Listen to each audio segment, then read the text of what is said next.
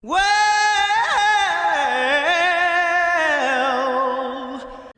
Meu nome é Carol Emboava, eu sou a Le Pink, eu sou o Lupe Oclick e meu nome é Luna Machado.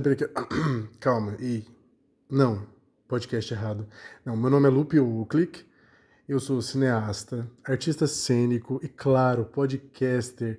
E sejam muito bem-vindos ao episódio 6 do podcast Coisas que Eu Sou. Roda a vinheta. Tira uma foto disso.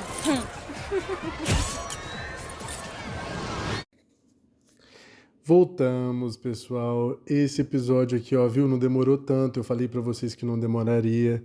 E claro, a abertura do episódio, ele tem um gostinho de, nossa, de nostalgia pra quem já ouvia a minha voz ou tá vendo isso aqui, né? Ouvindo esse episódio, vindo de alguma das redes sociais da Call dos Artistas. Sim, eu tive um podcast há muito tempo que está aqui no Spotify, caso você esteja ouvindo aqui. É só procurar Call dos Artistas, C-A-L-L, né? Call de chamada mesmo, que eram as iniciais da galera que eu falei, que eu, enfim, apresentei aqui no comecinho, que eram pessoas muito importantes, que junto de mim fizemos aí um podcast que deu muito certo, uma temporada muito legal, que está aqui disponível, que está no YouTube também. Da mesma forma, caso você esteja ouvindo esse episódio no YouTube, pode ir lá na call do YouTube se inscrever, assistir, ouvir, né, os episódios no caso, ver nossas redes sociais.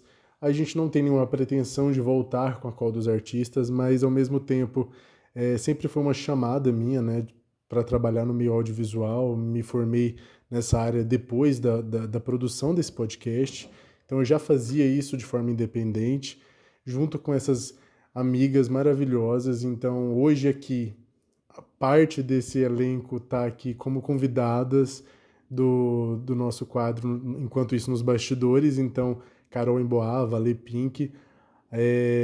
Então, assim, fiquem aí junto com a gente nesse episódio, sabendo que é um episódio quase que um revival aí da Call dos Artistas.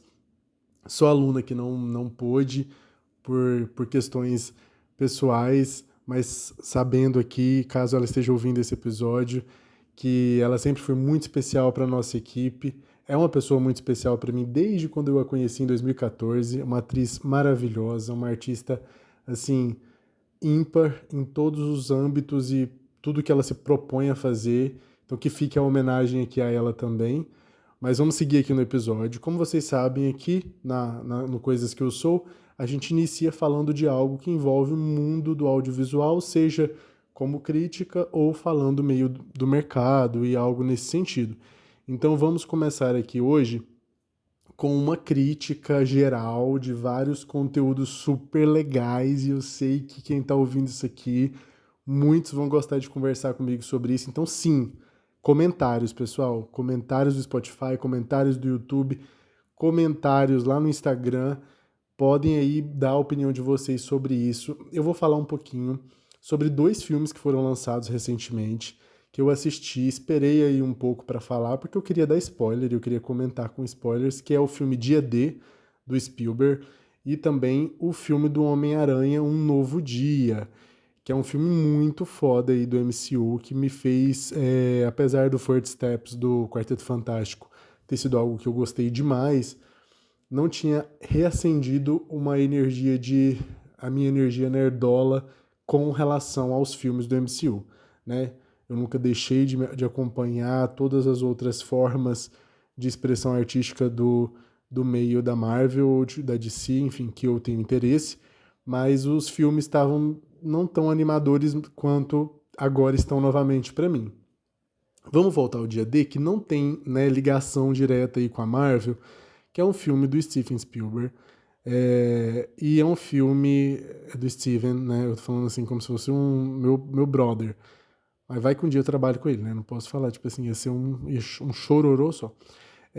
O Steven, ele é enfim, um diretor renomadíssimo, que tem produções e filmes assim que todo mundo conhece, que todo mundo gosta, e ele lançou esse filme Dia D, né, agora em 2026, que é um filme de ficção científica que fala sobre uma revelação com relação ao mundo extraterrestre, aos OVNIs, a conexão que a humanidade tem com relação aos alienígenas, né, de forma mais geral, assim, sem dar tantos detalhes, que apesar de eu falar com spoilers, eu não quero dar 1000 detalhes para vocês não perderem a oportunidade e a graça que é assistir esse filme.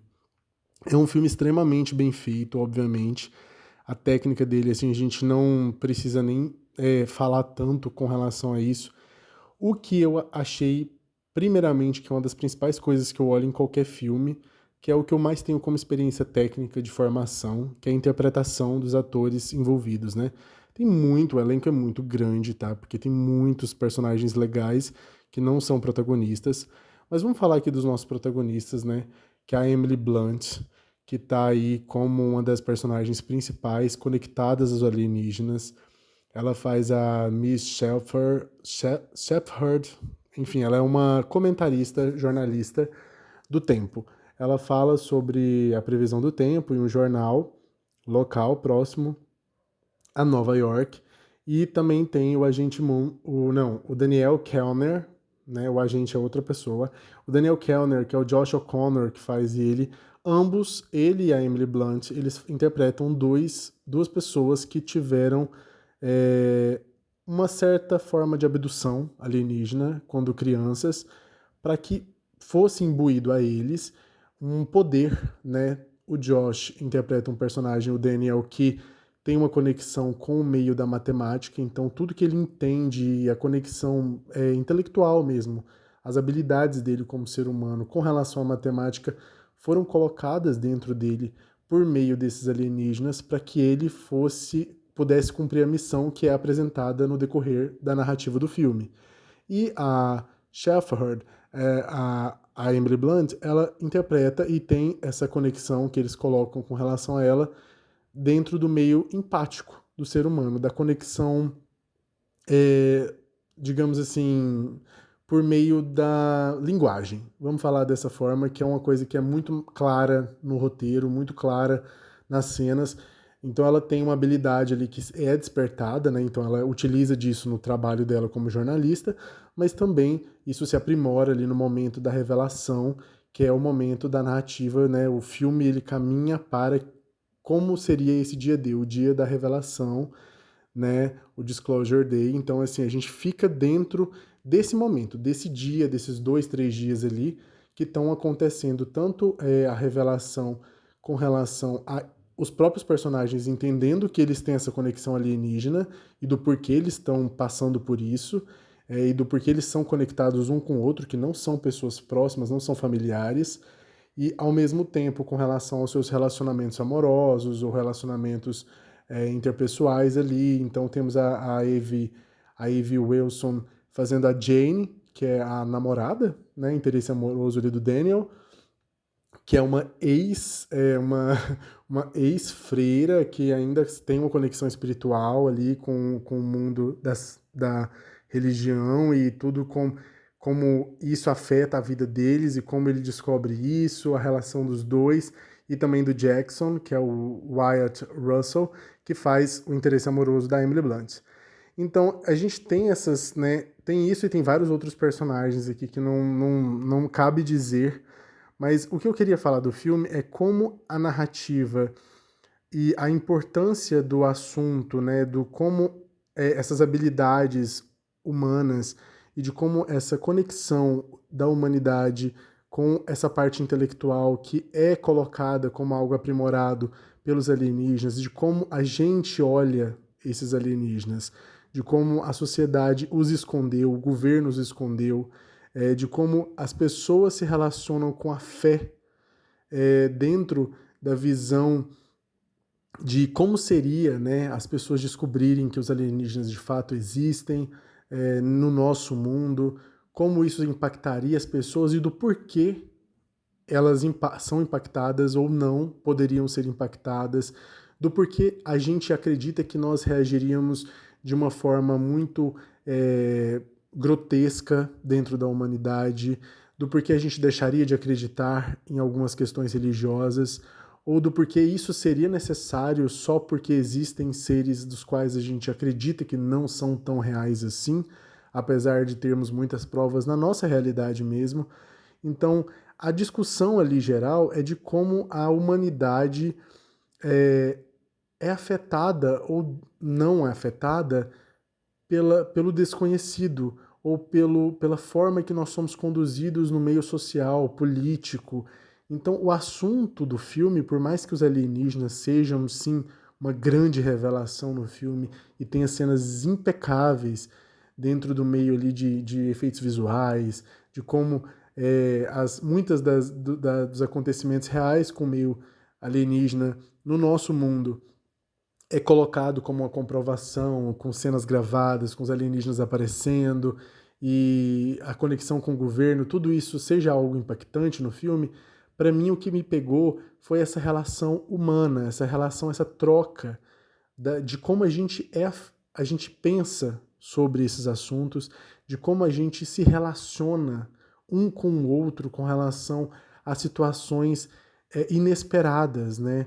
Com isso fica muito claro dentro dos relacionamentos amorosos ali, que são muito próximos, tanto da Shepherd ou do Kellner, que tem os seus namorados, né? E cada um é impactado de uma forma diferente, cada um reage de uma forma diferente, cada um ajuda de uma forma diferente, ou até mesmo os personagens mais pontos importantes ali do meio do governo, né? Que é o Colman Domingo, que faz o Hugo, e o Colin Firth, que também faz o Noah Scanlon, que são personagens ali muito importantes, não são os protagonistas, mas eles têm pontos muito importantes com a relação dos outros dois dentro desse meio aí, de como eles vão resolver, tanto de forma positiva ou querendo ir contra essa revelação que vai acontecer de alguma forma, e acontece no filme mesmo. A gente percebe que, como narrativa, o que importa é a relação humana e a forma empática que a gente olha para o mundo como ele é e como ele, na verdade, poderia ser, e do como a gente deveria reagir e aprender com essas relações daqui de outros lugares. Eu acho importante pontuar isso especificamente desse filme e também deixar o recado aí, gente, se você não assistiu Dia D, vá assistir Dia D. É muito, muito, muito bom. É um filme que pode estar em premiações, pode, mas assista pelo filme, sabe? Assista pela qualidade da narrativa, da interpretação da galera, do assunto. Enfim, vai ser algo muito legal de ver. Vamos aqui para o Homem-Aranha agora, que o Homem-Aranha Um Novo Dia, eu queria deixar muito claro do porquê que ele me reacendeu essa vontade com relação ao MCU. Especificamente, exatamente pela forma que eles conectaram possíveis futuros do MCU com o universo do Peter Parker dentro desse universo do MCU barra Sony ali, porque eles têm esse combinado desde o primeiro filme, e para mim fechou esse Um Novo Dia como uma das principais, se não para mim ali, ele está no top 3 de melhores franquias dentro da franquia do MCU, bem estruturadas e fechadinhas e bem construídas, que é a do Homem-Aranha do Tom Holland. Para mim, fechou ali como o melhor Homem-Aranha até hoje. O que é muito complicado, porque eu adoro o Tobey Maguire fazendo o Homem-Aranha. Eu sou muito fã do Andrew Garfield também. E eu acho muito bons os filmes que eles fizeram como Homem-Aranha. Gosto muito deles. Espero que eles apareçam novamente até em Guerras Secretas, não sei. Mas o Tom, ele conseguiu dar um tom. Desculpa. O Tom conseguiu dar um tom para a interpretação dele que, assim, cara, que interpretação bem feita, cara. Ele conseguiu, dentro daquela narrativa que a gente já esperava, né, dele, né, no universo ali do Homem-Aranha, sem ter mais a sua namorada, sem ter os amigos sabendo quem ele é. Claramente a sociedade também não sabe, né? Foi por isso que o feitiço foi feito, para que ninguém soubesse, mas ninguém mais sabe. Então ele não tem mais suporte emocional, ele já não tem a tia dele, ele não tem amigos, ele não tem amor, ele não tem nada que estruturasse mais ele não tem os Vingadores, ele não tem ninguém. Ele tá perdido, ele tá reaprendendo a se conectar com os poderes dele, porque os poderes dele estão aumentando de acordo com como isso afetou o emocional dele, então a mutação dele tá sendo colocada no seu ponto mais descontrolado, e ele tá tentando lutar contra isso e entender se ele precisa ir contra ou se ele precisa entrar nesse fluxo que são as mudanças necessárias que o nosso organismo passa de acordo com as mutações da nossa realidade. Então, toda essa construção dele com o poder dele, ao mesmo tempo que cria cenas icônicas, novas cenas icônicas do Homem-Aranha lutando, ou escalando os prédios, ou mostrando os poderes dele, ou descobrindo novos poderes, assim, que para quem é fã de super-herói sempre fica babando, igual eu fico sempre, assim, a minha criancinha fica pulando, saltitando de alegria, e ao mesmo tempo que tem isso, tem uma condensação emocional do que ele está sentindo a cada cena que a gente vê dele, mesmo quando ele está mascarado, mesmo quando ele está tendo diálogos que tem a ver com luta, com descobrir relação dos outros personagens com os problemas dos vilões ou das possibilidades de vilões que ele está enfrentando, que ele não sabe que é vilão, que não é vilão e tal. Essa relação dele com as pessoas, a conexão dele e o que ele sente é o mais importante no filme, mesmo dentro desse universo fantástico do MCU, das lutas e tudo mais.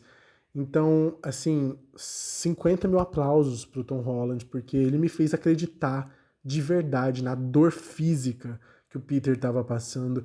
Ele me fez acreditar na dor de ter perdido alguém que ele amava, pessoas que ele amava, de estar sozinho. E eu me conectei muito com ele nesse momento, porque eu tô passando por um momento muito parecido, de estar sozinho em um lugar diferente, em um universo diferente, com pessoas diferentes, e ao mesmo tempo de estar precisando e olhando da forma que ele aprende a olhar no filme para isso de como uma coisa muito boa, porque é uma mudança, uma evolução necessária para é um sofrimento necessário, é um sofrimento que vem para algo bom, né? Que retorna de forma positiva. É só a vida acontecendo e ele tem que lidar com aquilo, com as decisões que ele tomou. Então, assim, é incrível como essa narrativa e como a relação dele, principalmente com a MJ, que a Zendaya, assim, ai, cara, que casal, sabe? Que atores, né? Vamos falar da atuação deles, que atores icônicos.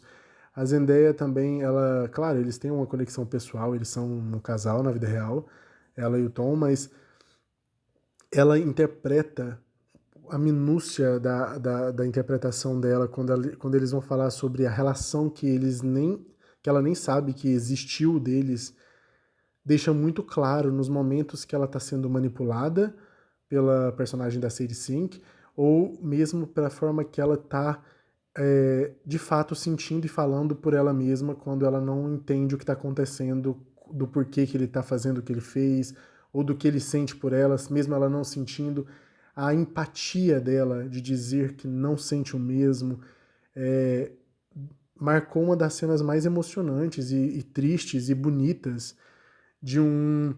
Ali tá entrou no top cenas do Eu Te Amo. Ah, eu não. Mas tá tudo bem ali, que existe também na série, que eu não vou lembrar o nome agora, gente. Mas enfim, uma série de comédia muito boa, que tem uma cena parecida do famoso Eu Te Amo e da resposta Não Sei Eu Também Te Amo. Mas entrou em cenas, pra mim, assim, que sou uma pessoa que estuda muito roteiro, que sempre se especializou nessa área dentro do cinema, que fica assim, caralho, que pessoa, que canetada, mano, que canetada. A pessoa, ela pegou o chicote, passou fogo e escreveu. Que coisa linda, sabe? E a construção narrativa, né? Eu vou deixar aqui os pontos, sabe? As participações dos outros super-heróis, tanto a Viúva Negra da Florence Pugh, o Mark Ruffalo como Hulk, o Justiceiro do John Bernthal, aquele ator que faz a série do Demolidor também, que eu nem sei o nome dele, mas enfim, as outras participações, a relação da policial que a Sheila Rivera faz com ele é muito legal. Não, não é a Sheila, gente, eu confundo ela, não. É a menina que faz a Lisa Collins Zayas. Mas é porque, enfim, eu tô aqui com o nome do elenco, tá? Pra gente não errar o nome da galerinha. Mas toda essa relação, o Escorpião mesmo, que é um dos vilões do filme e tal, ou essa relação do Ned com o Peter, todas essas outras relações que não são o ponto principal ali, né, da narrativa do Peter, são importantes, sabe? A cena que a Marisa Tomei aparece, como eu te amei, é tudo muito necessário para fazer um encerramento daquela narrativa, daquele universo, daquele filme, daquela evolução que o Peter está passando como Homem-Aranha. E ao mesmo tempo, toda aquela evolução, a gente também tem uma noção de que, porra, imagina ele agora com esses poderes todos em Vingadores. A gente já fica, entendeu? Então por isso que me deixou com essa vontade. Claro, não só por isso, porque também a personagem da série 5 que eu citei é a Jean Grey. Então, assim, gente, na hora que falou Jean Grey, enquanto estava sendo introduzido os poderes da Jean Grey, eu fiquei assim, tá, Jean Grey, mas ao mesmo tempo, porra, a Jean Grey vai fazer isso, por quê? O que tá acontecendo com a Jean Grey?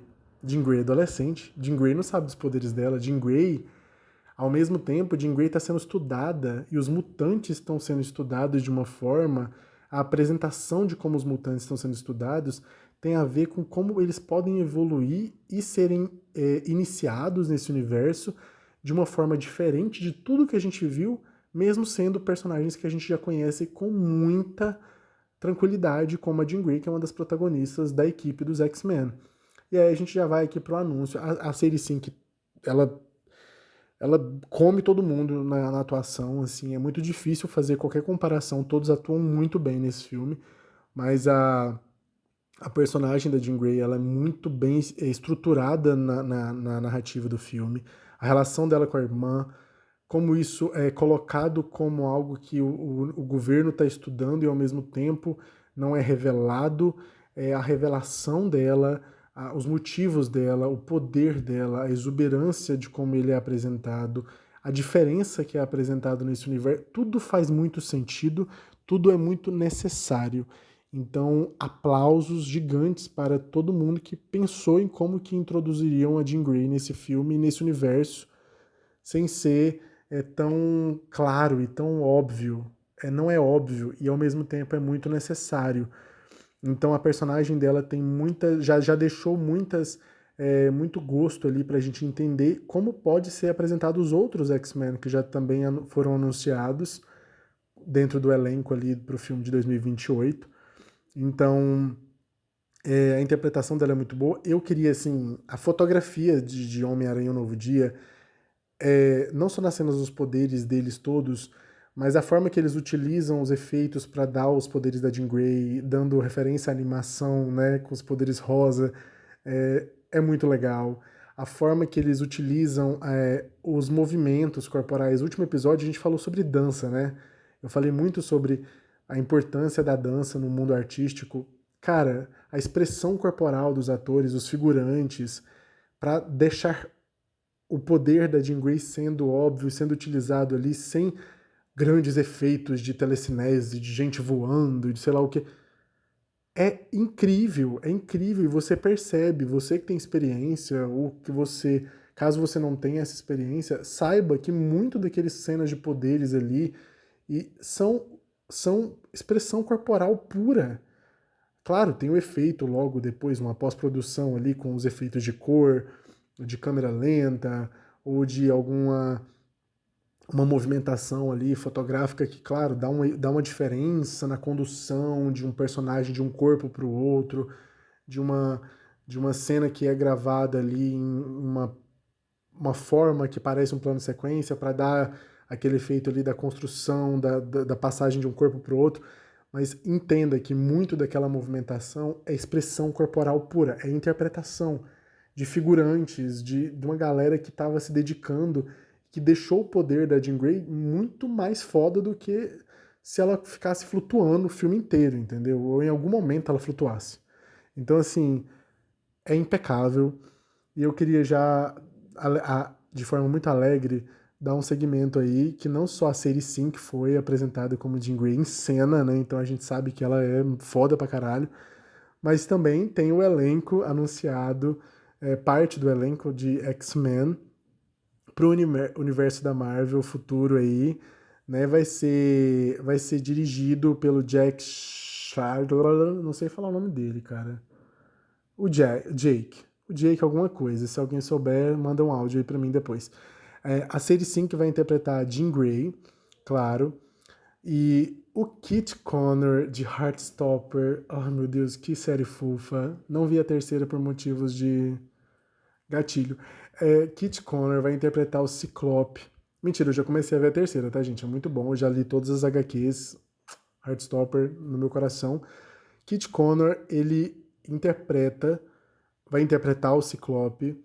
Eu achei ele, pro physique the whole dele, é perfeito. Ele tá ali com aquela estrutura, né? Tá malhando muito, tá um gostoso, um lindo.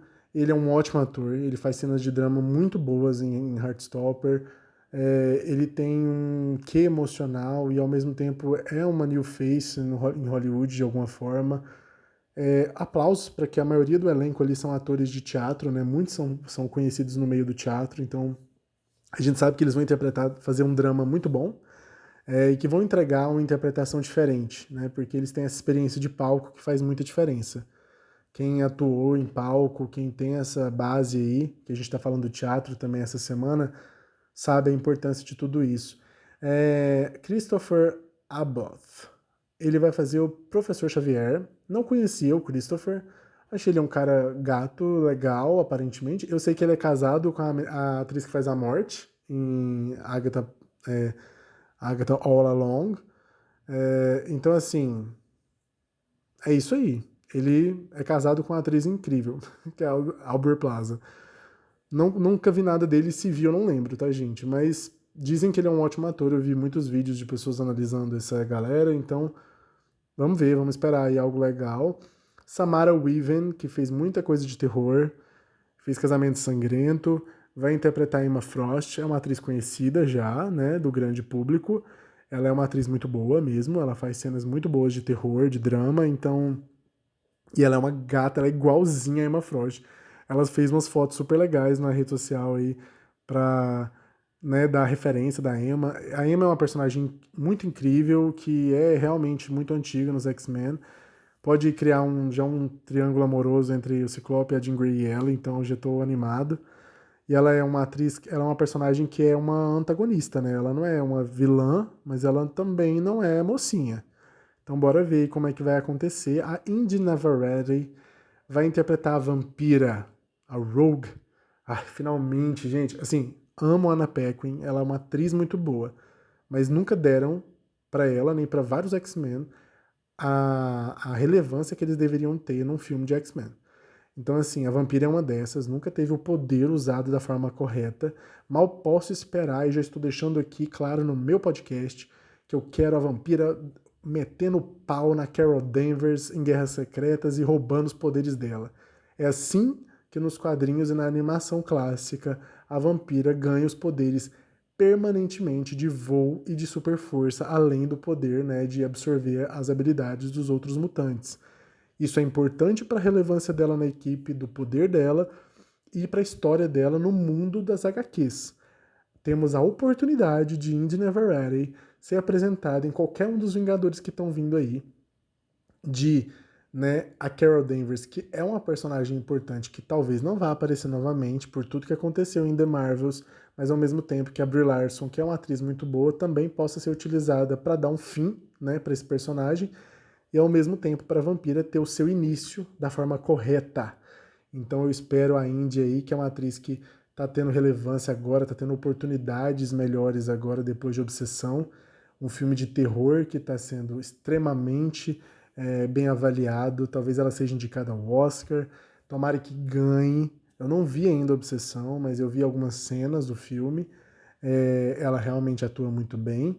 A Indy está tendo a sua oportunidade aí depois de um grande momento de dificuldade mesmo de trabalho e tudo mais. O que é legal ver uma atriz, né, que não teve tanta oportunidade mostrar a relevância. E, gente, ela tem aquele sassness, ela tem a atitude de vampira. A gente quer ela aí com o Mr. Bombastic, né, arrasando, arrasando, fazendo a vampira. A outra atriz que foi iniciada e apresentada é a Maya Boyd, como Storm, como Tempestade. A mulher é gata, né? Meu Deus do céu, que menina linda. Ela é muito bonita, ela tem a cara da Tempestade ali dos desenhos mesmo. Eu tô, assim, apaixonado. Ela é muito, muito bonita, muito gostosa e muito talentosa. Isso que importa. Pra mim é o talento dela que importa. Além dela ter todas as características da Tempestade, ela é uma atriz da Broadway e ela interpretou, gente, nada mais, nada menos, pelo menos assim, se eu tiver errado, pelo menos tem vídeos dela de cantando essas músicas do musical. Ela interpretou nada mais, nada menos do que Tiana, a minha princesa favorita da Disney. Então, assim, eu sou muito fãzoca da Tiana, amo o filme da Tiana, amo as músicas da Tiana. Eu, por muito tempo, coloquei quase lá como meu despertador. Então, eu amo muito, muito, muito, muito. E ela canta lindamente. Já tô torcendo pra ela conseguir, se fizerem um filme de live action da Tiana, que ela seja a atriz que faça a Tiana. Porque é isso aí, dá emprego pra essa menina. E ela com certeza vai interpretar muito bem a Tempestade. Dá pra perceber que ela foi escalada pelo talento, exclusivamente pelo talento. Não por nada que envolva qualquer coisa midiática, né? Ser conhecida, de sei lá o quê. Então, que esperemos aí uma coisa muito foda. O Adam Driver, que é um ator extremamente reconhecido e extremamente famoso, midiático, já indicado ao Oscar. Não lembro se ele ganhou, mas pô, ele vai fazer o Nathaniel, que é o personagem do Senhor Sinistro, que é um cientista que vira mutante. É um vilão diferente, muito legal, já vi nas animações. Não é um personagem que eu tenha tanto interesse assim, ao mesmo tempo, ainda bem que vai ser o Senhor Sinistro, um vilão dos X-Men. Que não vai ser de novo o Apocalipse, de novo a narrativa do Magneto contra os X-Men. Sabe? Ainda bem que a galera que está sendo introduzida vão ser os mutantes novinhos, com atores novinhos, alguns conhecidos, outros não. E que siga assim, né? Que o resto da escalação dos mutantes seja dessa forma também. Que eu tô esperando o Homem de Gelo, o Arcanjo, tô esperando aí o Wolverine nem tanto no começo, eu tô esperando mais o Homem de Gelo, o Arcanjo e o Fera, que são da equipe antiga. E essa galera aí, depois que a gente quer, eu não quero descobrir todos os X-Men de uma vez só, não. Até porque eu quero que eles sejam introduzidos de formas bem feitas, interessantes, estruturadas, para quando tiver o filme da equipe que a gente realmente fique feliz vendo o que está acontecendo ali, sabe? É isso, pessoal. Agora fiquem com o quadro Enquanto Isso nos Bastidores, com a nossas convidadas mais que especiais, Carol Emboava e Ale Pink, que ambas são atrizes muito experientes, têm muitos anos de carreira. Ambas eu conheci quando a gente integrava, eu já fazia parte da Companhia Napolina de Teatro. Fiquei 3 anos nessa companhia, representando a prefeitura e a cidade de Anápolis, da qual eu residia até pouco tempo atrás. E, e fica um mistério, né, do que está acontecendo na minha vida. Mas eu fiquei muito tempo lá, eu aprendi muito com todo mundo naquela companhia, diretores, atores, coisas boas, ruins, mas fiz amizades que ficam para a vida, que além de profissionais incríveis como as duas, a Carol também é uma parceira de trabalho até hoje. A Carol é uma produtora de marketing, uma profissional das mídias sociais impecável, é empresária, tem a sua própria empresa de condução de marketing, de mídias, lá de Campo Grande, de onde ela veio, trabalha até hoje aqui no nosso estado, no Brasil. Ela é uma pessoa muito, muito foda como profissional, além de ser uma amiga muito incrível. Já me deu muitos toques que fazem parte da minha evolução como profissional. É uma atriz, já foi bailarina, a atriz mesmo é assim, uma pessoa que se entrega completamente em tudo que faz, produtora. Então, assim, fiquem com as histórias delas aí, fiquem com a participação delas. A Ale Pink é influenciadora digital, sabe? Querendo ou não, ela é uma pessoa que está presente nas mídias o tempo todo, deixando ali sua marca. A gente sabe que um dia ela vai entrar no Big Brother, né? E eu vou ter que fazer o quê? Vou ter que me matar. Porque por mais que eu goste de reality show, eu não sou a pessoa que me mata por reality show. Mas eu vou ter que me matar, porque minha amiga vai estar lá dentro, entendeu? E... Mas enfim, a Lê Pink, que é atriz também há muito tempo, né? Ela é atriz aí já há alguns anos. A gente se conheceu na companhia de teatro também, Antes de eu conhecer a Carol, ela entrou, a gente ficou nós dois na companhia por alguns meses, só a gente. Então a gente tinha muitas trocas legais. Ambas já atuaram em produções minhas independentes do cinema.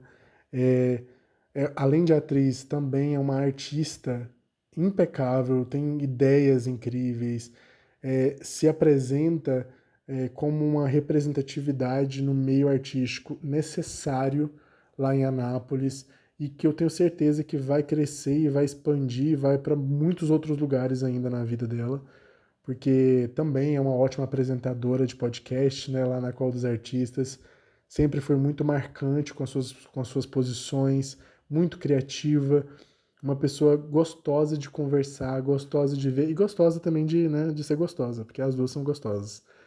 São minhas amigas, eu posso falar, vocês não.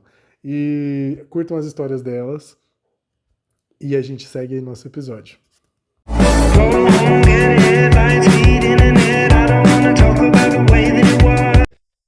Oi, gente, Carol Emboava aqui falando. Primeiramente, quero falar que eu tô muito feliz que a minha vez de ser convidada, de participar desse podcast chegou. Pra mim é uma honra estar aqui. Eu, além de convidada, eu também sou um ouvinte desse podcast, eu ouço todos os episódios. Então, eu tô muito feliz de compartilhar aqui um pequeno recorte aí da minha história com vocês. A questão é, histórias de bastidores no teatro. Ó, eu tenho histórias tristes, histórias polêmicas e histórias bem engraçadas. E aí eu falei, gente, e aí? Eu puxo pra qual? Qual nicho que a gente vai falar hoje nesse podcast? E aí eu pensei que eu vou contar as histórias que eu acho que tem mais histórias. Então, eu não vou falar que não vou dar spoiler se ela é polêmica, se ela é triste, o que ela é, porque senão, já vou estar entregando aqui minha história, né? Mas vamos ao que interessa. Gente, essa história que eu vou contar é o seguinte. Aconteceu quando eu fazia parte da Companhia Napolina de Teatro, que é a companhia que eu atuava com o Lupe. E aconteceu o seguinte, lá a gente apresentava em várias escolas da cidade, lá do município. E aí um dia eu fui escalada para apresentar numa escola e um amigo lá do grupo, um ator, para apresentar junto comigo. Era uma peça onde duplas apresentavam. E aí tá, mais um dia, assim, ok de apresentação, tava tudo no jeito, tudo decorado, tudo ensaiado. E fomos só eu e ele pra apresentação. E aí a gente levou tudo, levou figurino, levou os utensílios de cena. E aí tá. E aí chegamos lá e não tinha um espaço, assim, não tinha um palco pra gente apresentar. E aí a gente negociou lá, beleza, então vamos apresentar na sala mesmo, era uma sala maior que tinha. Vamos apresentar aqui, vamos juntar todos os alunos e vamos apresentar aqui. Ok, tudo decidido. Gente, a nossa peça era o seguinte, a gente tinha que entrar fazendo uma lutinha. Sabe lutinha de criança? Com vassoura e com rodo.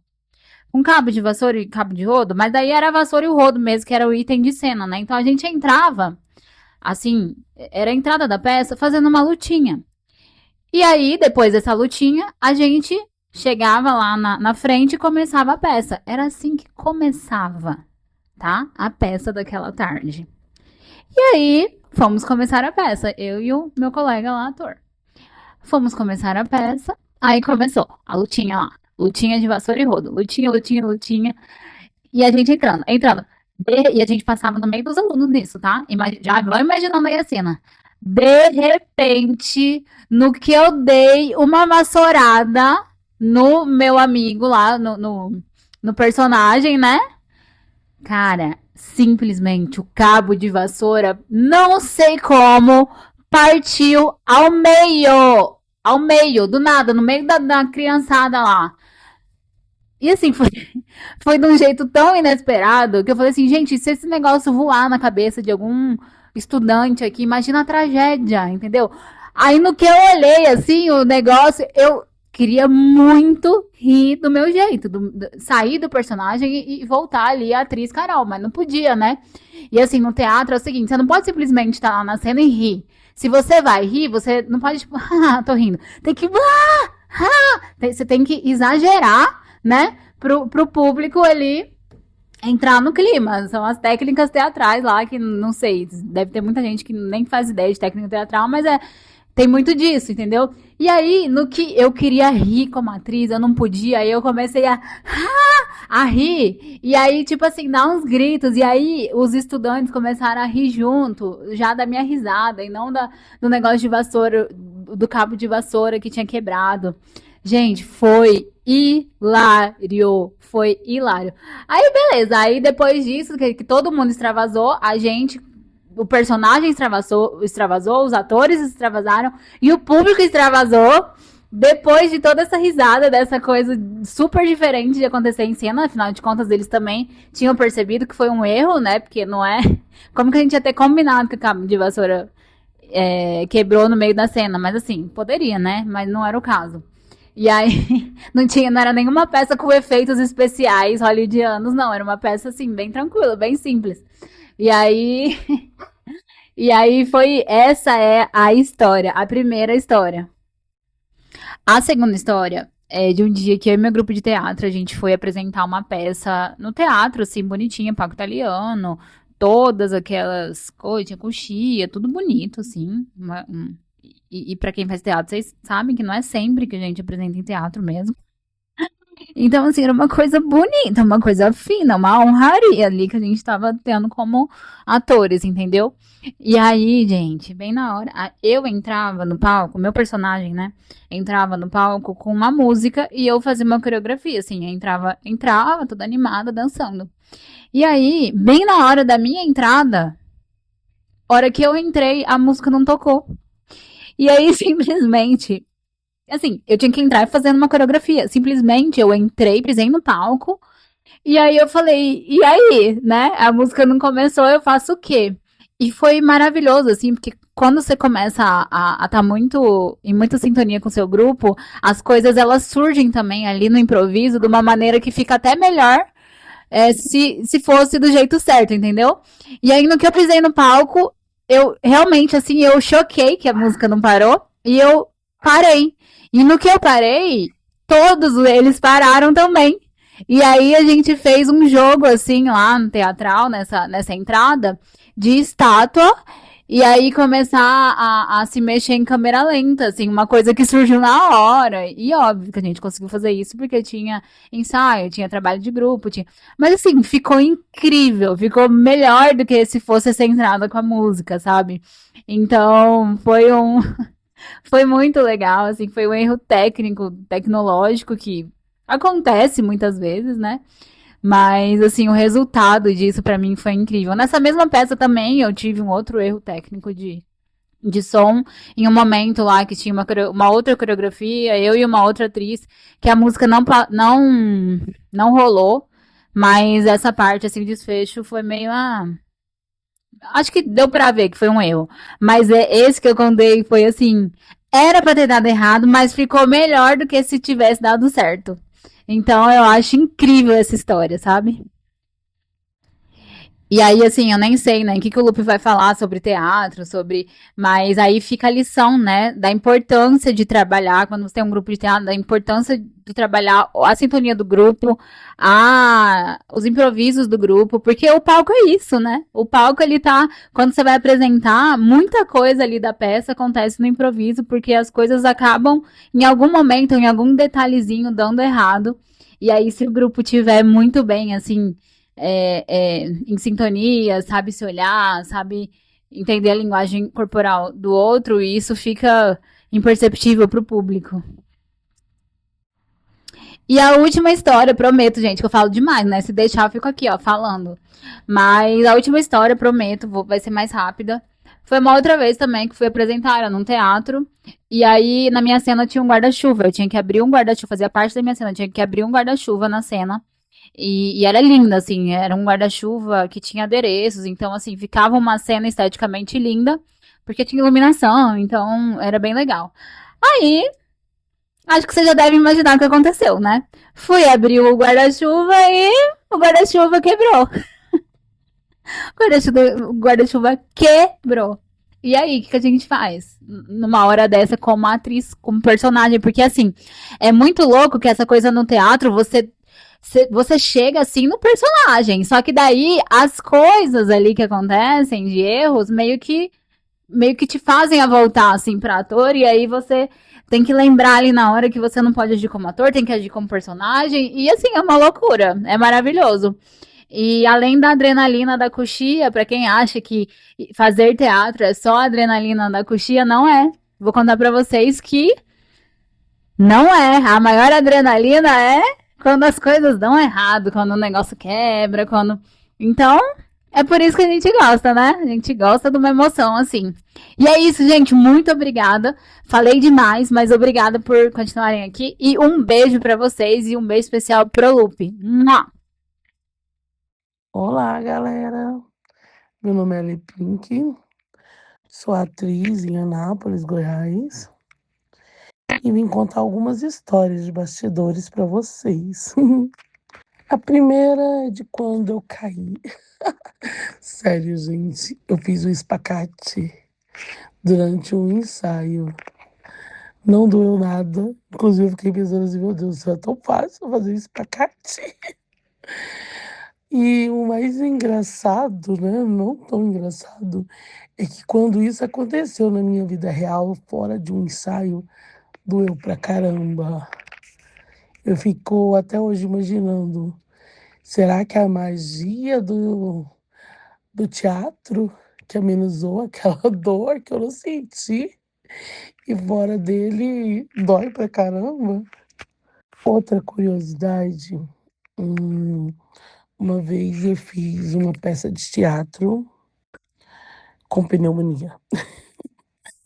Ai, não é engraçado, gente, mas tipo, eu não sabia que estava com pneumonia, mas eu estava com uma tosse terrível e, inclusive, todas as vezes antes de entrar em cena, eu tinha que beber uma aguinha ali e era muito difícil de segurar a tosse lá no palco.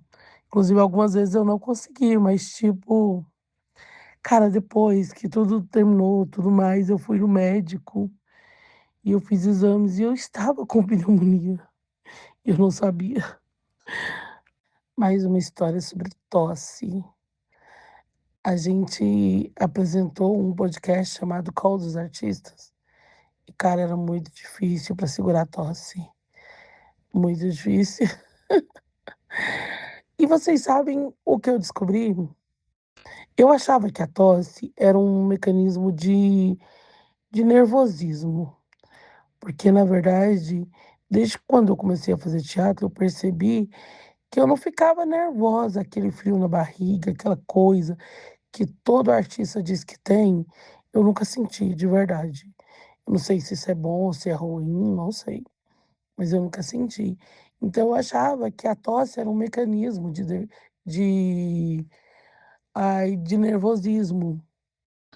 Mas não, gente, não é. é- Ela não é esse mecanismo de nervosismo. Era simplesmente refluxo. Depois que eu comecei a tratar o refluxo, acabou aquela tosse. Ai, cada uma. Mais uma coisa sobre. Agora sobre palco, gente, que aconteceu.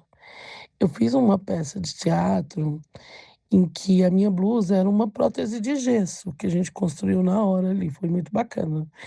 E durante o espetáculo eu tinha que ficar rígida, assim, mais rígida, né, para essa prótese ela não quebrar e não cair. Foi muito louco fazer toda essa peça nisso, né, pensando, não posso quebrar isso aqui no meio da cena. E aí, no final tinha uma parte que a gente, tipo, viajava, era muito legal, sabe. Todo mundo começou a quebrar coisas, assim, e eu tirei, e fiquei nua, né, com a com os seios à mostra. Foi aí que a coordenadora, ela fez tipo aquele quando as pessoas falam: "Ai gente, eu não gostei, vamos repetir", sabe, no palco. Aquela aquele tipo de cena, sabe. E aí, acenou as luzes e tudo mais, e eu nua, sem a parte de cima, né, sem nada aqui. E eu lembro que essa cena durou tipo uns 3, 4 minutos, E eu tive que ficar lá no palco com uma personagem, sem essa parte de cima. Assim, foi uma experiência bacana, porque na verdade eu não tenho vergonha, assim, do meu corpo, de mostrar essas coisas, mas foi muito, muito diferente essa essa apresentação. Eu particularmente amei, mas foi muito louco. Agora vamos falar sobre locais de apresentação. Uma vez a gente se apresentou numa quadra fechada. Cara, o eco lá dentro, qualquer coisinha que falava, virava um barulhão, sabe? E aí a gente tinha que falar, a gente dando o texto lá e crianças falando junto, e virou uma loucura, sabe? Foi muito louco esse dia. Outro lugar de apresentação, uma vez a gente apresentou numa escola. Era uma festa, um evento infantil e era à noite. Es Cara, a gente estava apresentando e lá no camarim a diretora ficava: "Tá acabando, tá acabando, tá acabando". Foi muito esquisito. E assim, era um lugar pequeno, sabe, e as crianças falavam junto, foi muito barulho, foi muito e os pais, sabe, aquela desorganização. Foi, assim, eletrizante. E agora, eu já apresentei com pneumonia, também já apresentei com gota. Quem sabe o que que é gota? Aquela dorzinha terrível no calcanhar, que dá choque, etc e tal. Pois é, eu fiz uma semana, assim, de apresentações e eu estava com gota. Era a coisa mais louca do mundo, porque fora do palco eu mancava, porque doía muito, dava choque. E em cima do palco, sei lá, parece que some. É muito estranho, sabe. Parece que você esquece da dor, você começa a viver o personagem. É surreal. Bom, gente, é isso. É isso um pouco das vivências que eu tive no teatro. Tem muito mais coisas, mas por enquanto é só isso, tá bom? Beijinhos. You're gnarly. I'm not. Agora que vocês já ouviram as histórias das minhas queridas convidadas, Ale Pink e Carol Emboava, ao invés, por esse episódio ser um episódio que já teve uma introdução, muitos assuntos, muita coisa e tal, não sei o quê, e sempre temos aqui, é claro, esse quadro maravilhoso, né, que vos falo, né, do código artístico, que é o teatro. As histórias foram sobre teatro. Falei muito da relevância de pessoas que trabalham no cinema também terem informação no meio teatral. E, cara, o teatro foi onde eu comecei a minha formação artística. Eu comecei em 2014 estudando arte, me desenvolvendo, me descobri artista numa oficina de teatro. É, Conheci pessoas que estão até hoje na minha vida, aprendi muito. O teatro é a mãe mesmo das artes cênicas. Em todas as artes que a gente se apresenta, o teatro ele vem para nos ensinar a observar a vida. O teatro nada mais é do que uma recriação criativa, dinâmica, presente do momento que se apresenta na vida do que a gente está interagindo. É uma arte que ela vai muito além de você construir algo e entregar pronto.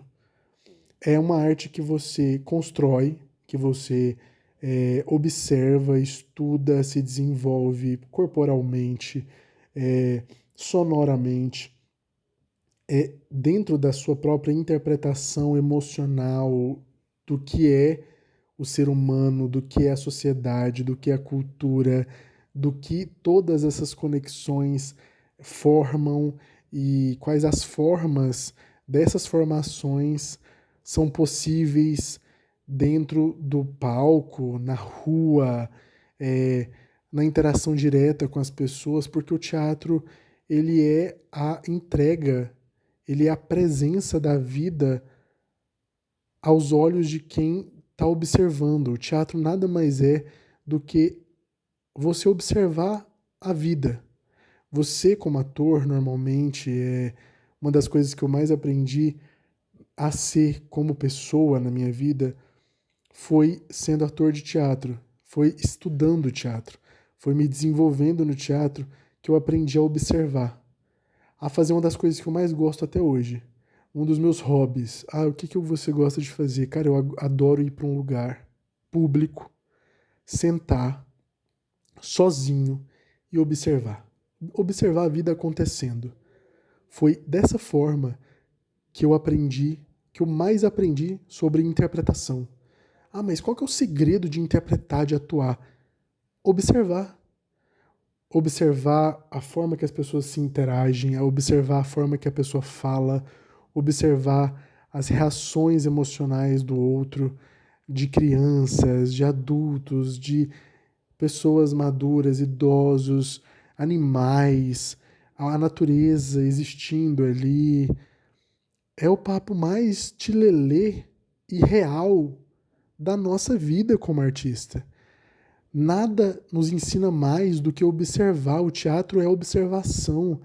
Você lá no palco, você não consegue se entregar, você não consegue ser ator, você não consegue ser se você não observar o outro sendo, se você não observa o outro ser. Porque é nessa troca, é nessa entrega que você entende a necessidade do pé no chão, do pé lá no teatro, na madeira ali do palco. É naquele momento de observar as luzes quentes no seu rosto, no seu corpo, enquanto você está na ribalta, observando o som, o burburinho da plateia, o burburinho da pessoa quando você está fazendo aquele teatro na rua, quando você tem que olhar olho no olho, quando você quebra a quarta parede, quando você olha para o invisível atrás da pessoa, para que ela viva aquela cena como algo mágico, como se você não estivesse vendo ela também. É observando o invisível que você faz com que as pessoas se sintam pertencentes à realidade da qual a gente vive no dia a dia, porque é fazendo o teatro que você consegue mostrar para as pessoas que elas são pertencentes ao nosso mundo, que o nosso mundo é mágico e que faz parte da nossa existência parar e olhar para isso e fazer se perceber toda essa magia, entender que a nossa magia de viver que dá lugar para o teatro ser o que é.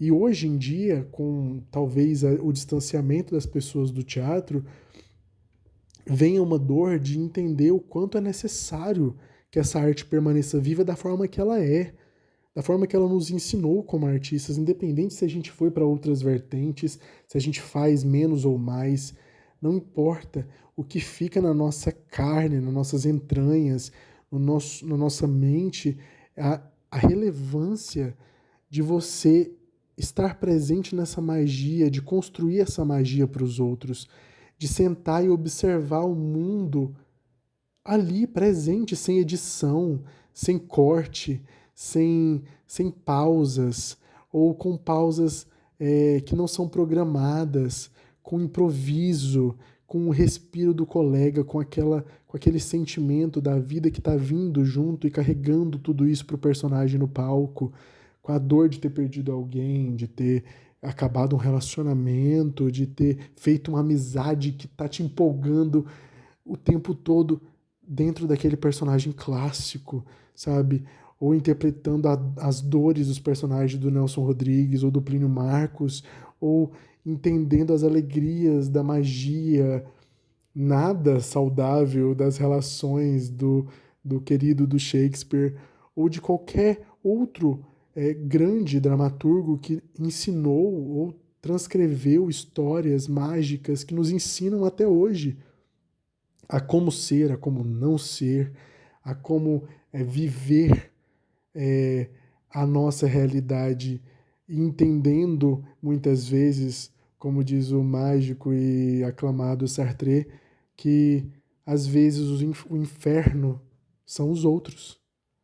Né? Entre quatro paredes a gente aprende que às vezes o inferno da nossa existência está na não compreensão ou na não observância do outro, de entender que às vezes está tudo no presente, naquele momento, naquela troca.